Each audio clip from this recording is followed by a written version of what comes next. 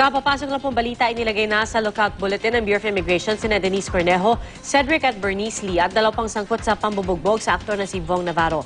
May ulat on the spot si Lia Manialac del Castillo. Lia? Yes, Pia, inilagay na nga ng DOJ sa lookout bulletin ang ilang mga personalidad na nadawit sa pambubugbog sa aktor na TV host na si Vong Navarro. Kabilang sa mga inilagay sa lookout bulletin sina Denise Cornejo, Cedric Lee, Bernice Lee, also known as Marie, Ferdinand Guerrero at si Zimmerman.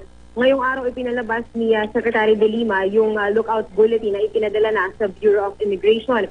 Inaatasan sa ilalim ng lookout bulletin ng Bureau of Immigration na kunin ng iba pang detalye tungkol sa mga nasabing personalidad, kabilang na ang kopya ng kanilang latest na passport at kanilang mga latest na mga larawan. Inaatasan din sa nasabing order ang Prosecutor General na bilisan ang pagresolba sa kaso at agad na magpalabas ng warrant of arrest at magsampa ng kaso kung mapapatunayan na may basehan ang mga reklamong iniharap naman ng NBI laban sa mga nasabing personalidad.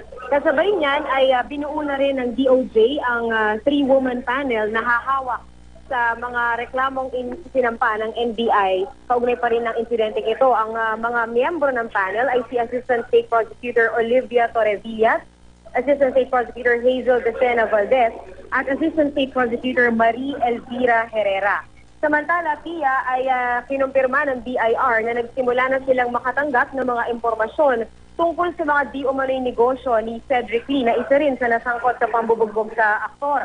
Ayon kay Commissioner Kim Henares, nagka-interes sila na tignan ang tax compliance ni Lee nang pumutok ang issue nga ng pambubugbog kay Navarro at nasabi raw ni Lee sa ilan sa mga panayam niya sa telebisyon na marami siyang negosyo kaya't hindi niya kailangang sikilan ng pera si Navarro. Lumalabas daw ayon sa BIR na naging kasosyo ni Lee sa ilang negosyo nito ang isa pang negosyante na si Tyrone Ong na nadawit naman noon sa maanumalyang pagbili ng mga helicopter ng PNP. Ayon kay Henares, red flag sa kanila ang association ni Lee kay Ong na nauna na rin nilang sinampahan ng tax evasion charges noon. Napansin din ng BIR na kasosyo ni Lee ang ilang PNP officials sa ilan niyang negosyo. Samantala, hindi man direktang sinagot ni Henares kung sisilipin din ang tax compliance ng iba pang sangkot sa insidente kabilang ng aktor at maging si Denise Cornejo. Anya, hindi nila sinasara ang posibilidad na yan na silipin din ang kanilang tax compliance kung may karapat-dapat naman daw na tignan. Pero paglilinaw ni Henares, hindi ibig sabihin na sinisilip nila ang mga tax compliance ng mga personalidad ay guilty na agad sila sa hindi tamang pagbabayad ng buwis. Gusto lamang daw nilang makasiguro at siyempre gawin ang kanilang trabaho. Pia? Lia, balikan ko lang yung nabanggit mo tungkol dun sa lookout bulletin. Linawin ko lang, no? Hindi na ito ibig sabihin na hindi sila pwedeng umalis na ating bansa.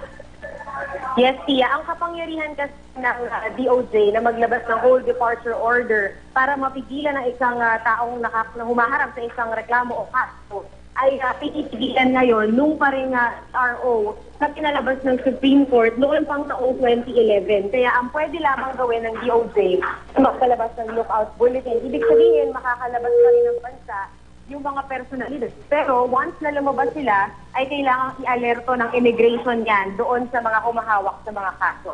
Tia. Maraming salamat, Lia Manialac del Castillo.